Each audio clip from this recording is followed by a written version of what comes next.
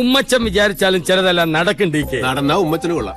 ഞാൻ പറഞ്ഞ ഓർമ്മയുണ്ടല്ലോ, MC പോളിന്റെ മൂത്ത മോൻ. ഞാൻ കൈവരിലൊന്ന് വിളിച്ചാൽ ചെറുക്കൻ തുടലും പൊട്ടിച്ചിഞ്ഞ് വരും. വിളിക്കണ്ട, ട്രെയിനറില്ലാതെ വളർന്ന ഡോബർമാനാ. ഞാനൊരു തുമ്പും കൊണ്ടാ വന്നിരിക്കുന്നത് എന്ന് വെച്ച ഒരു ഇൻഫർമേഷൻ അതി പിടിച്ച് DK കേറിക്കോണം. താൻ പറയണോ? ബെന്നിച്ചന്റെ കൊലപാതകവുമായി ഒരു തടവ് പുള്ളിക്ക് ബന്ധമുണ്ടെന്നൊരു സൂചന. എന്ന് വെച്ചാൽ പൂജപ്പുരയിൽ നിന്നും പരോളിലിറങ്ങിയ ഒരുത്തൻ തിരിച്ച് ജയിലിൽ കയറുന്നതിന് മുമ്പ് നടത്തിയ ഇടപാടായത്.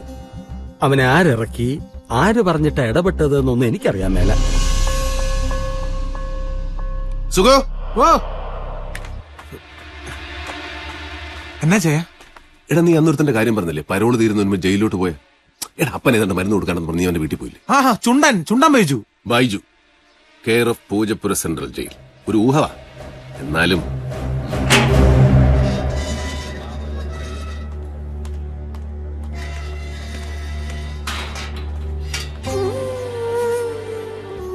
സുഖമാണോടാ?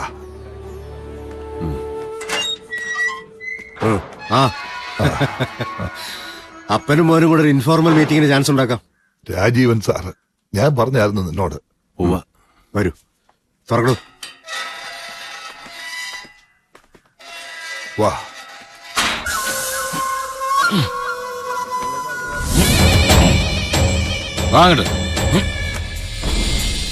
ദേ, അവനാ നീ അന്വേഷിച്ച ആള്. ഇവനാന്നോ ചുണ്ടൻ ബൈജു? അതെ. ഇത്തവണ പരോള് കഴിഞ്ഞ് വരുമ്പോ എന്തോ കാര്യമായ കോൾ ഒത്തിട്ടുണ്ട് ഇവന് എന്നൊരു സംസാരം ഇവിടെ ഉണ്ട്. ഇവനൊന്ന് പുറത്തു കിട്ടണമല്ലോ. ഇനിയൊരു പരോൾ അനുവദിച്ചു കിട്ടാൻ മിനിമം 1 വർഷം എടുക്കത്തില്ലയോ? എപ്പോ വേണേലും പരോൾ കൊടുക്കാൻ പവറുള്ള ഒരാളുണ്ടല്ലോ, മുഖ്യമന്ത്രി. ആ വഴിക്കൊന്ന് നോക്കാം.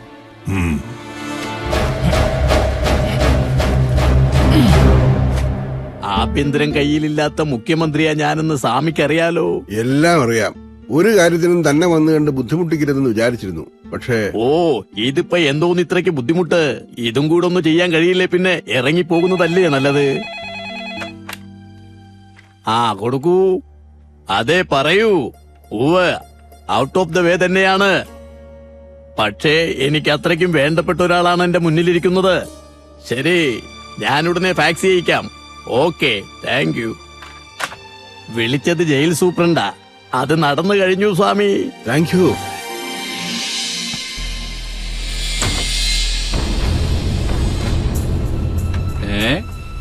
ഒരു പരോള് കഴിഞ്ഞിങ്ങോട്ട് വന്നല്ലേ ഉള്ളൂ. എന്താടോ CM-ന്റെ ഓഫീസിലൊക്കെ വലിയ പിടുത്തല്ലേ? എന്നാ പറയാനാ സാറേ, അകത്തോട്ട് കയറാൻ പറയുന്ന പുറത്തോട്ട് ഇറങ്ങാൻ പറയുന്ന രണ്ടും നിങ്ങൾ തന്നെയല്ലയോ? ചെല്ല്.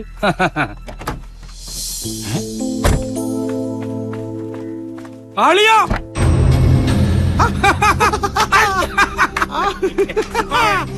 കോട്ടയത്തിനാണെങ്കിൽ കേറിക്കോ. എപ്പ കയറിയെന്ന് ചോദിച്ചാ മതി. നീ എന്നതാ ഇവിടെ? ഇച്ചായന്റെ അപ്പച്ചന് മരുന്ന് കൊണ്ടുവന്നാ.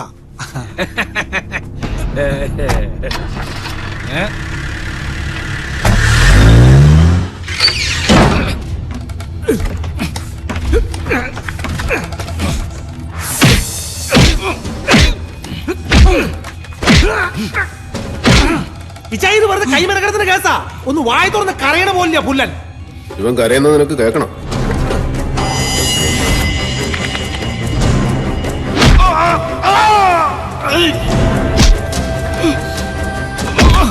ഒരുപാട് പ്രയാസപ്പെട്ട നിന്റെ പരോളി ഞാൻ ഒപ്പിച്ച്. അത് നിന്റെ വായന്റെ കാര്യം കേൾക്കാനാ.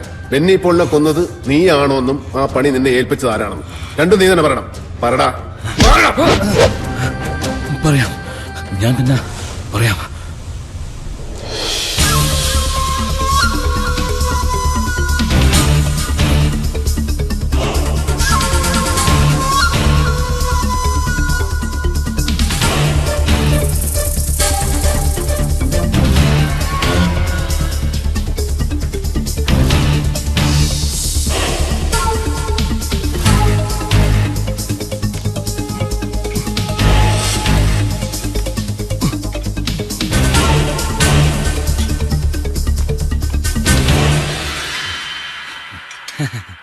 പ്ലംബറാണ് ഏട്ടാ. വിളിച്ചായിരുന്നു.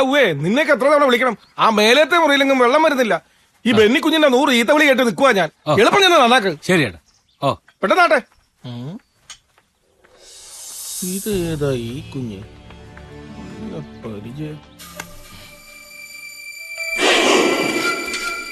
മീഡിയ എന്ന് പറയുമ്പോ അവിടെയും നമുക്ക് ഇൻഫ്ലുവൻസ് ചെയ്യാൻ പറ്റുന്ന ചിലർ കാണുമല്ലോ. അവരെയൊക്കെ ഞാൻ ആദ്യം ഒന്ന് പിടിച്ചായിരുന്നു. പിന്നെ അവര് കൺവിൻസ്ഡ് ആയിട്ട് തന്നെ പോയത്. പറഞ്ഞ പോലെ ഒക്കെ വരികയും ചെയ്യും, ടിവിയിലും നാളത്തെ പത്രത്തിലും ഒക്കെ. ആ അപ്പൊ കൂടെ ഉണ്ടാവണം ബൈ ഇലക്ഷൻ കഴിയുന്നവരെ. ആ ശരി.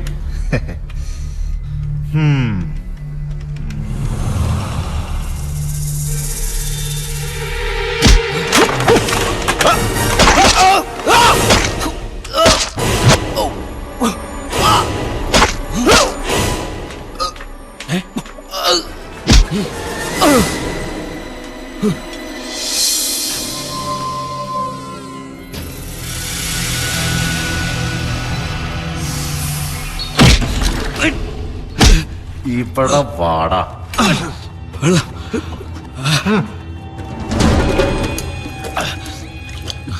ഈ കൊട്ടേഷൻ നിനക്ക് ആര് തന്നു?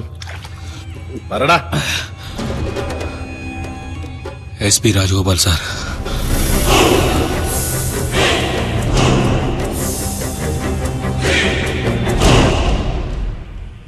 I can't believe this. കൊലപാതകം നടന്ന മുറിയിൽ നിന്ന് കിട്ടിയ കത്തിയെ ചോരപ്പാടനൊന്ന് FIR റിപ്പോർട്ടിൽ നിന്ന് അറിഞ്ഞപ്പോഴേ വ്യക്തമായതാ പോലീസ് ഈ സംഭവത്തിൽ കളിക്കുന്ന ഡബിൾ ഗെയിം. പക്ഷേ അതിന്റെ പിന്നിൽ ഇങ്ങേരാണെന്ന് വിചാരിച്ചില്ല. ഈ പോൾ സാറിന്റെ ചെറുക്കനുമായിട്ട് ഇയാൾക്ക് എന്നാ പ്രശ്നം? ഡയറക്റ്റ് ഇൻവോൾവ്മെന്റ് കാണണമെന്നില്ല, ഒരു മിഡിൽ മാന്റെ വേഷം. മറ്റാർക്കോ വേണ്ടി കൊലപാതകയെ അറേഞ്ച് ചെയ്ത് കൊടുത്ത ഒരു ഇടനിലക്കാരൻ. പണത്തിന് വേണ്ടിയാവാം, അല്ലെങ്കിൽ ബന്ധത്തിന്റെയോ ബാധ്യതയുടെയോ പേര്. ഇനി എങ്ങനെ അയാളുടെ കൂടെ എടുത്ത് സ്മാള് കഴിക്കുന്നേ? ആ ഇപ്പോഴോർക്കുമ്പോഴാ പുതുപ്പള്ളി ഭാഗത്തൊരു തോട്ടം റബ്ബറാ ഈ രാജഗോപാല മേടിച്ചെന്ന് ഒരു ന്യൂസ് കേട്ടായിരുന്നു. തോട്ടം എന്ന് പറഞ്ഞാ എത്ര? കേട്ടറി വന്നേ ഒരു 10-25 ഏക്കർ കാണും. അതിനുള്ള കാശൊക്കെ കുഞ്ഞഞ്ച അതൊന്നും അറിയണമല്ലോ, എന്നാ വിലയ്ക്ക് ആരുടെയെന്നാന്നൊക്കെ. അതേറ്റു. ഡേവിഡേ, ഓ, ജയിലിൽ വെച്ച് ആനയെ ആക്രമിച്ചു എന്ന് പറയുന്ന സംഭവം ഉണ്ടല്ലോ, ജയിൽ വാർഡന്റെ എക്സ്പ്ലനേഷൻ എന്നതായിരുന്നു? എനിക്കത് ഡൈജസ്റ്റ് ചെയ്യുന്നില്ല. സാറ് പറയുന്നത് അതൊരു മർഡർ അറ്റംപ്റ്റ് ആവാം. There is A chance. Yes. ആ മുടിഞ്ഞ വക്കീലിന്റെ വായിക്കരിയുടെ എന്നാ കൊടുക്കേണ്ടി വരും ആർക്കറിയാം. ഏതായാലും ജാമ്യം കിട്ടിയല്ലോ. നീ കണ്ണി കണ്ടിടത്തൊക്കെ വായി നോക്കി നടന്നിട്ട് ആ പേപ്പറൊക്കെ കളയണ്ട. ആ പേപ്പറൊക്കെ ഇല്ലേ നോക്ക്. ഒന്ന് തിളക്കം വെച്ചിട്ടുണ്ട്, കുറച്ചാളകത്ത് കിടന്നതിന്റെ ആയിരിക്കും. ഓ പതുക്കെ വെപ്പുവല് തെറിച്ച് താഴെ പോവും. എന്നാ പോവല്ലേ? എവിടേക്കാ പോവല്ലേ എന്ന്? പോലീസ് പിടിച്ചെടുക്കുമ്പോഴും കോടതി ജയിലും നിരങ്ങുമ്പോഴേ ഒരുത്തനെയും കാണില്ല 10 പൈസ ഒന്ന് സഹായിക്കാൻ. ഇന്നാടി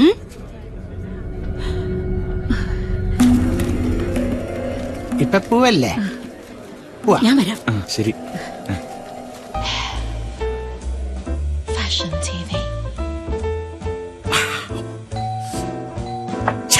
ഏതവനാടാ ഈ സമയത്ത്?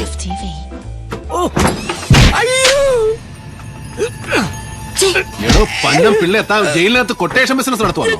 എന്നതാ ദാണ്ട ദേഹത്തോട്ട് കളിച്ചാലുണ്ടല്ലോ, താൻ ആരുവാ? അയ്യോ, ഇവിടെ കൊണ്ടുവന്ന് മുന്നിൽ നിർത്തിയിട്ട് നിനക്ക് കാര്യം മനസ്സിലായില്ല അല്ലയോടാ? നിന്റെ വനിതാ ജയിലിലെ ഭരണം ഇന്നത്തോടെ തീരുവാ. തടവുകാരികൾക്ക് പൈസ കൊടുത്ത് കൊലപാതകം അറിയുകയും ചെയ്യുന്നു. ആയുസ് ഒടുങ്ങുന്നവരെ നീ സെൻട്രൽ ജയിലിനകത്താണ്. എന്റെ പൊന്ന് ഡേവിഡ്, അപ്പൊ നിനക്ക് എന്നെ അറിയാം. ഇത്രയും വെയിറ്റ് ഇട്ടിടിക്കാൻ കോട്ടയത്ത് പിന്നെ വേറെ ആരാ ഉള്ളത്? ഒരബദ്ധം പറ്റിയതാന്നേ. എല്ലാം തത്ത പറയും പോലെ ഞാൻ പറയാം. എന്നെ മാപ്പ് സാക്ഷിയാക്കി വെറുതെ വിടണം. പിള്ളേര് 4 ഒന്നുപോലും പച്ച പിടിച്ചിട്ടില്ല. പാവാ പ്രാരാബ്ധകാരനാ. പുള്ളിയെ വിട്ടേക്കാം. പുള്ളിക്കാരൻ ബൈനാക്കോഴ്സിലൂടെ പെണ്ണുങ്ങളെ കുളി തന്നെ കണ്ട് ജീവിച്ചോട്ടെ. എല്ലാം ഞാൻ പറയാന്ന് പറഞ്ഞല്ലോ. പൊന്നണ്ണന്മാരെ എന്നെ ഇനി തല്ലല്ലേ. വർഗീസ് MC പോളിന്റെ നിഴലായി നടക്കുന്ന മലങ്കരയുടെ നേതാവ്. അസിസ്റ്റന്റ് ജയിലർ ചന്ദ്രൻപിള്ളയ്ക്ക് ആനയെ കൊലപ്പെടുത്താൻ പണം കൊടുത്തത് അവനാണ്. എന്നുവെച്ചാൽ MC പോൾ തന്നെയാണ് ഇതിന്റെ പുറകിൽ. എന്തിന്? കുഞ്ഞച്ചനും സെയ്തും കൊണ്ടുവന്നിരിക്കുന്ന ഇൻഫർമേഷൻസ് പ്രശ്നം കൂടുതൽ കോംപ്ലിക്കേറ്റഡ് ആകുന്നു. അതെ, പുതുപ്പള്ളിയിൽ രാജഗോപാലൻ മേടിച്ച തോട്ടം മലങ്കര ടി ഗ്രൂപ്പ് നേതാവ് തമ്പാൻ ജോസഫിന്റെ അളിയന്റേതാണ്. ഏക്കറിന് തുച്ഛമായ തുക ഈ രാജഗോപാലൻ കൊടുത്തിട്ടുള്ളൂ. എന്ന് വെച്ചാ ഇഷ്ടദാനം തന്നെ. അല്ല ഈ തമ്പാനും MC പോളും രണ്ടും 2 വഴിയല്ലേ? അതെ, ആ 2 വഴി കൂടെ സഞ്ചരിക്കേണ്ടി വരും നമുക്ക്. ആ രാജഗോപാലന്റെ കൊങ്ങയ്ക്ക് പിടിച്ച അവൻ ഉള്ള സത്യം പറയല്ലേ. അയാൾ ഈ പട്ടണം ഭരിക്കുന്ന പോലീസേമാന. അങ്ങനെ എളുപ്പം കയറി പിടിക്കാവുന്ന കുരവള്ളിയല്ല അയാളുടേത്. പക്ഷേ വേണ്ടി വന്നാൽ നമുക്കത് കയറി പിടിക്കേണ്ടി വരും. ഇവിടെ ഇരിക്കുമായിരുന്നു എല്ലാരും.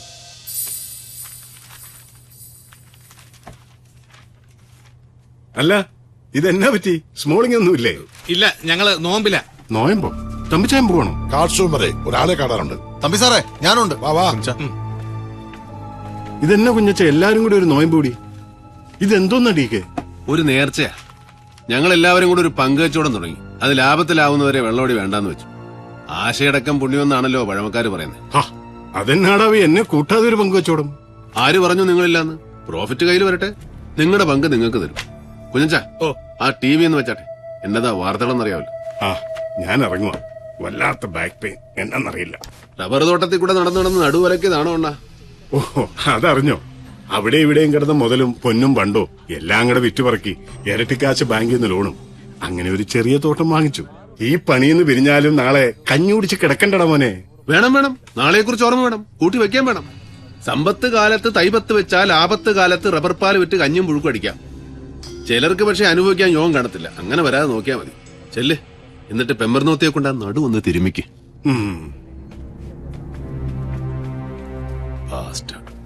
വല്ലതും പറഞ്ഞോ? തന്തയില്ലാ കഴിവറന്മാരെ നാടാ കുഞ്ഞച്ചാ നമ്മുടേത്. മങ്കൊമ്പിൽ ചാക്കോ പോൾ, അതായത് MC പോൾ ഒന്ന് കാണാൻ ഞാൻ തീരുമാനിച്ചു മൂപ്പലാൻ.